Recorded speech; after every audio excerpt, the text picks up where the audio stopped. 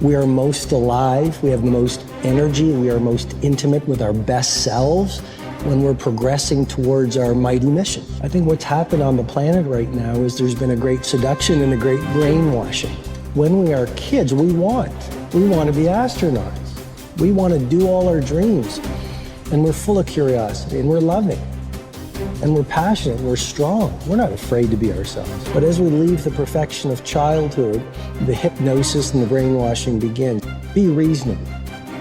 So that's our nature, but our parents give us limitation based on their limited psychology. And don't sing too loudly, don't dream too big, don't be too passionate.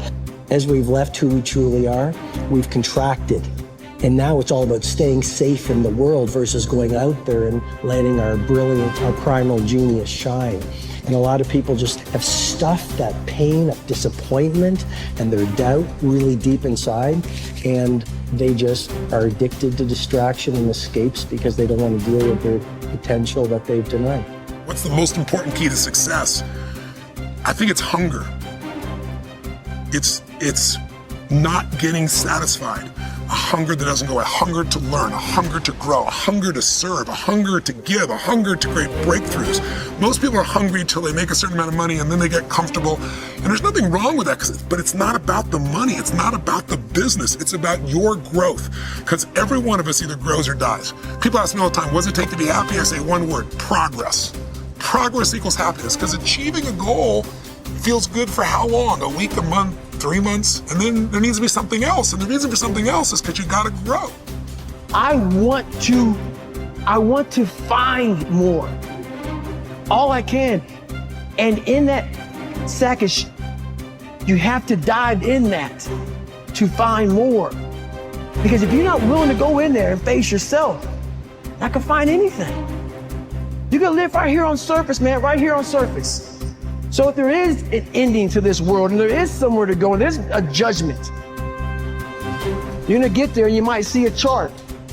And that chart may tell you who you should have been. And now you get the rest of your life to think about that.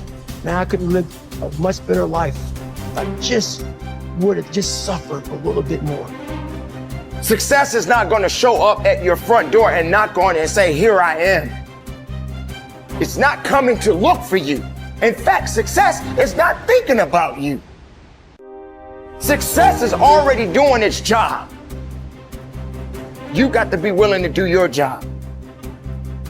Each and every day that you are breathing in this world, each and every day that you are doing something in this world, you should be focusing on getting better, not worse. You should be understanding that, hey, I can't be this same person on a day in, day out type of way. I got to keep focusing and going further and going harder and going stronger and pushing myself till there's nothing else left to push forward.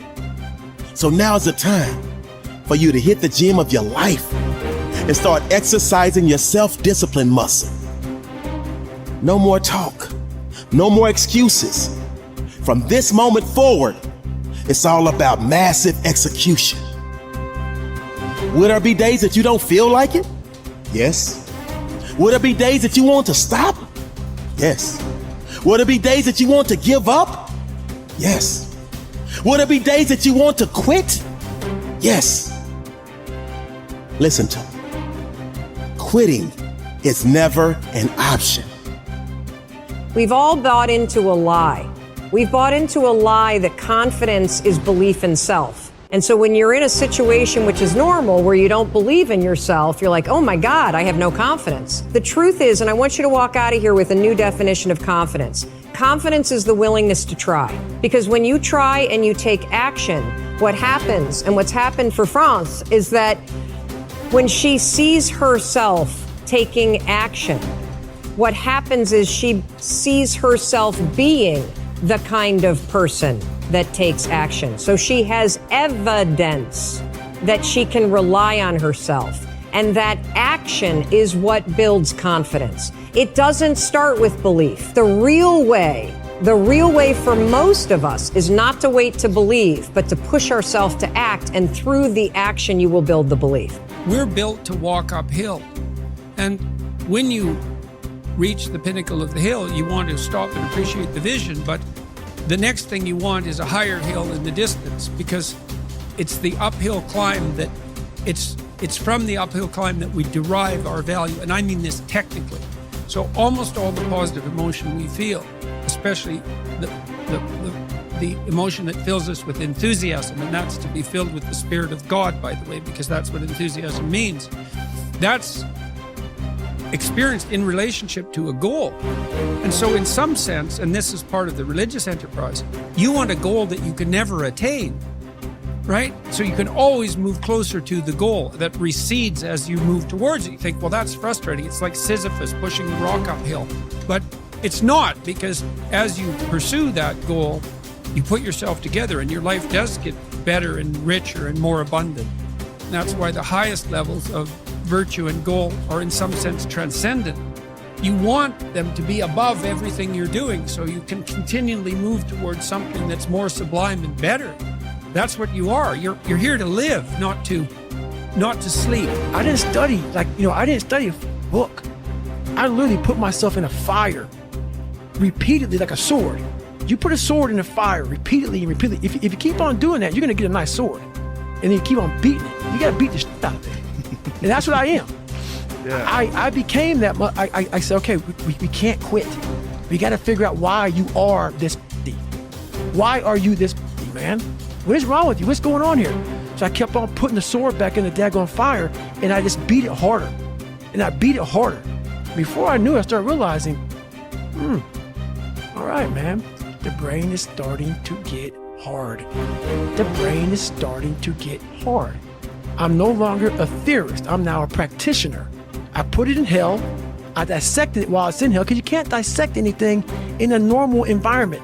You can't dissect anything in 72-degree weather. You must put it in the freezer and freeze the fuck out of it. And then you dissect it. Dissect it when it's miserable. Dissect the brain when all it's thinking about is, I need to get out of here, man. I want to get out of the fucking freezer. Open the door. And you said, nah, 5 more seconds, man. 5 more seconds in the freezer. And that's when you start to pick that brain apart. And that's what all this stuff did to me. I kept on putting myself back into the freezer or the fire and beating the out of myself, mentally and physically. Before I knew it, this is what happened. Ralph Waldo Emerson believed that anyone who had put their heart and soul into their work and had done their very best could hold their head up high. Merely talking about it or only putting in a modicum of effort wasn't good enough in his mind. It was all or nothing. He believed that doing your best was an admirable quality, and that although you might not always be successful, knowing that you had done all you could was often all that mattered. At least you could look yourself in the eye. This ethos is central to many youth movements, such as the Scouts and Guides, and is a great philosophy for life in general. Indeed, doing your absolute best in everything you do is something that we should all aspire to, and it doesn't matter if it's at school, university, work, or home. If you think about it, doing your best is also central to self-reliance, because it allows you not only to test your capabilities, but also helps you to learn and therefore extend them. It's only when you are at the edge of your ability that you can really test your mettle and see just how much you can depend on yourself. Only ever working inside your comfort zone or doing just enough to get by may be easy, but is rarely rewarding. And it never allows you to develop into a fully rounded person or realize your full potential. The following quote from Theodore Roosevelt sums up the essence of Emerson's point. It is not the critic who counts, nor the man who points out how the strong man stumbled, or where the doer of deeds could have done better. The credit belongs to the man who is actually in the arena, whose face is marred by dust and sweat and blood, who strives valiantly, who errs and comes up short again and again, who knows the great enthusiasms, the great devotions, and spends himself in a worthy cause, who at the best knows in the end triumph of high achievement, and who, at worst, if he fails while daring greatly, so that his place shall never be with those cold and timid souls, who know neither defeat or victory. When you are working on your next task, give it your full concentration and really put the effort in to produce the best possible end result. Even if it doesn't lead to glittering success, you should be proud of yourself for doing your very best. No man fails who does his best.